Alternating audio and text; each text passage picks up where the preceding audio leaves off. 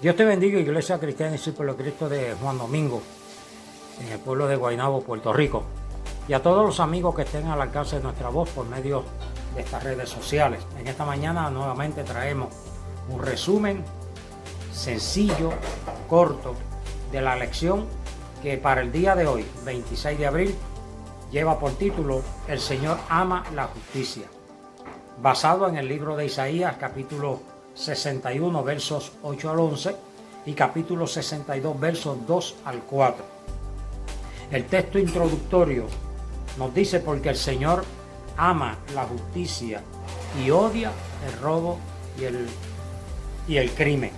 Él les dará fielmente su recompensa y hará con ellos una alianza eterna. El Dios que llama a Israel y que lo hizo su pueblo, le está diciendo a través del profeta que Él dará su recompensa por su conducta, pero también hará pacto eterno con ellos.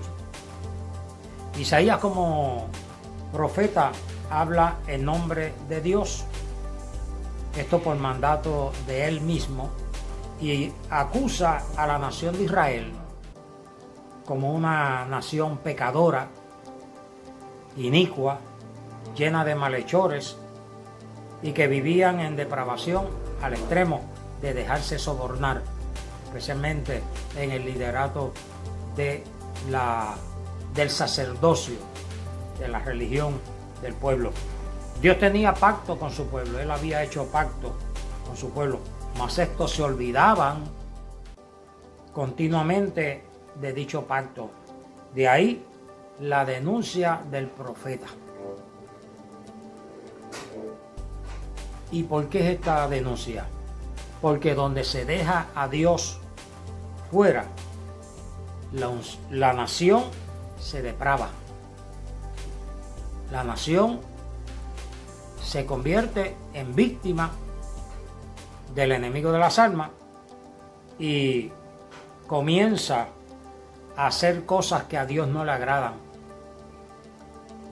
Comienza a cometer injusticia. Los gobernantes aceptan sobornos y dan paso al maltrato del pueblo.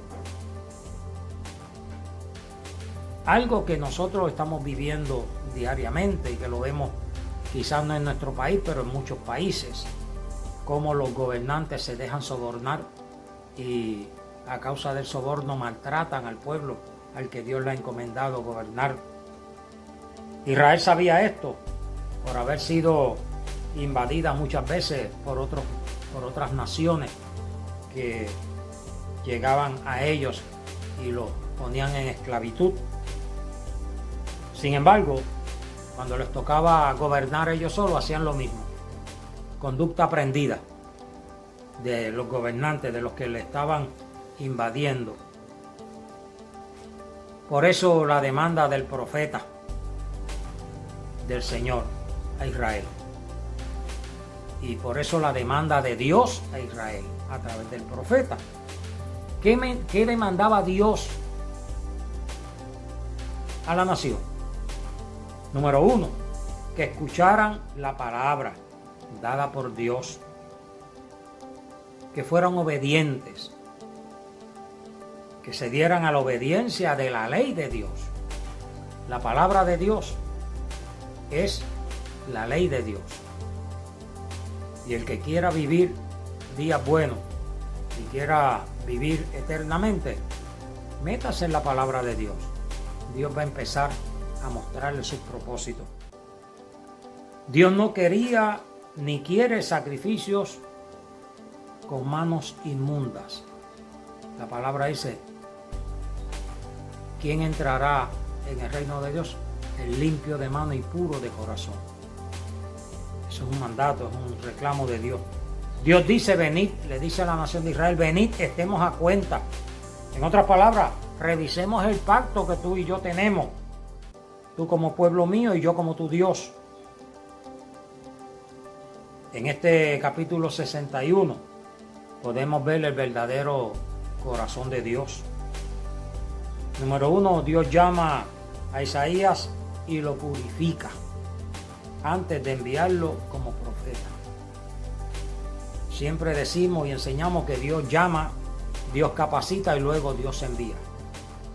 Y no fue la excepción con el profeta, que dice la palabra en Isaías, que el profeta vio cuando pasaron carbón encendido por sus labios para purificarlo, y él creyó que por haber visto a Dios moría en aquel momento.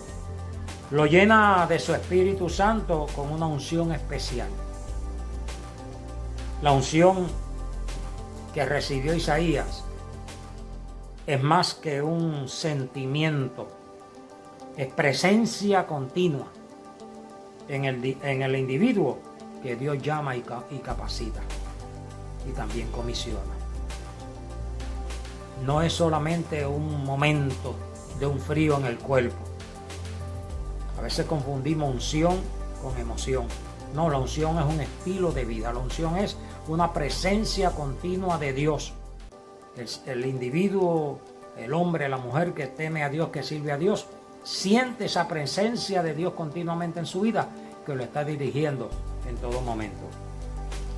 Y la unción me impulsa e impulsa a la iglesia a proclamar las buenas nuevas, como lo hizo Isaías, y no ser indiferente a las injusticias que sufre su pueblo a causa de los gobiernos.